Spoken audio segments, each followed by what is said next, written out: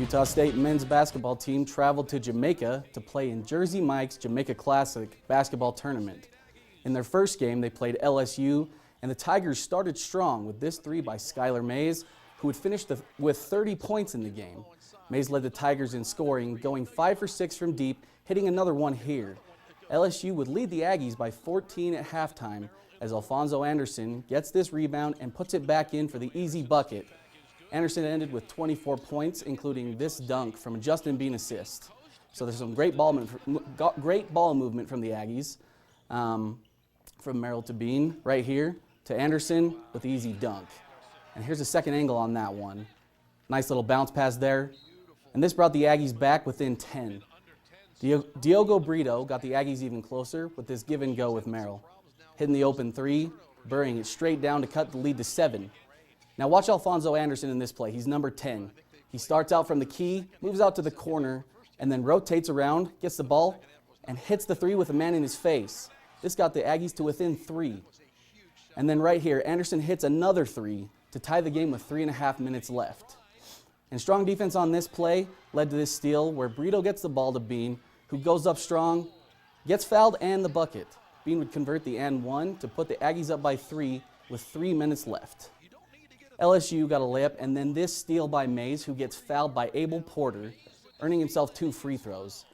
Mays would make both free throws, putting LSU up by 1. USU had the ball with a minute left. Great cross-court pass to Merrill, who buries the 3, giving the Aggies the lead. LSU got the ball back with 10 seconds left, chose not to call a timeout, and lost the ball. The Aggies dribbled out the clock and won this one, 80-78. And as you can see here, they're pretty excited. But this wasn't their only game in the tournament. So we're going to start this game with Brock Miller hitting this jump shot, and then we're going to jump forward to the last 6 minutes of the first half, because both teams really struggled to score. And after this shot from Diogo Brito, both teams were combined 11 for 41 shooting, and that's only 26% from the field. But then both teams started to heat up at the end of the first half, with USU hitting 4 of their last 5, and the Mean Green going 5 for 7. It was a tight game in the second half, with both teams shooting better than they did in the first. And on here, you see Alfonso Anderson going up and under. Great inside play, and he would finish with 19 points as well. And here's another one. Mo Gibson here with another strong drive and an off-balance finish. Justin Bean would score here. The Aggies finished the game with a strong run, starting with this jump shot. And Bean ended with a double-double, his 4th of the season. Great screen there from Anderson here on the pick and roll. Getting the pass from Merrill on his way to the hoop and gets a soft bounce that falls in. The Aggies would finish the game shooting free throws and go on to win 68-59, bringing home the trophy. Now 68 points is the lowest scoring game the Aggies have had this season, and USU is now 7-0 and ranked 15th in the nation. I'm Kendall Douglas. Great wins for the basketball team out of the country, and in the country today, Nigel John signed with the Aggies. He'll be joining the team next season and comes from Allen, Texas. Our football team, not as lucky over the weekend against Boise State.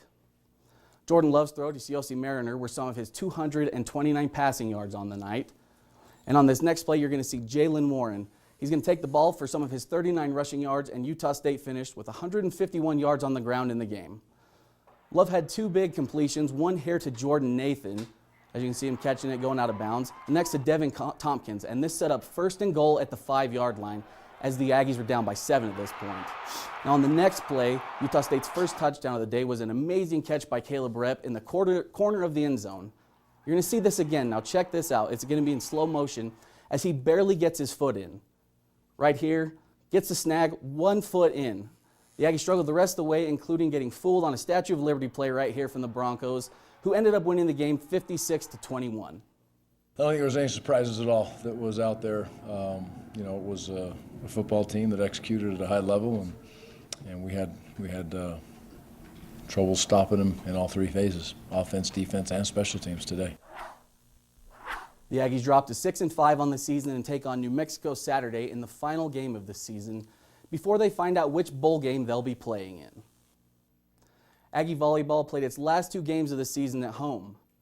They played San Diego State University first, where they had a big night blocking behind Corinne Larson's 5, Bailey Downing's 13 and Kelly Call's 10.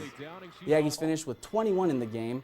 Maddie Olsen-Shepard led the Aggies in digs with 13, including this crazy play where the ball bounced off her shoulder.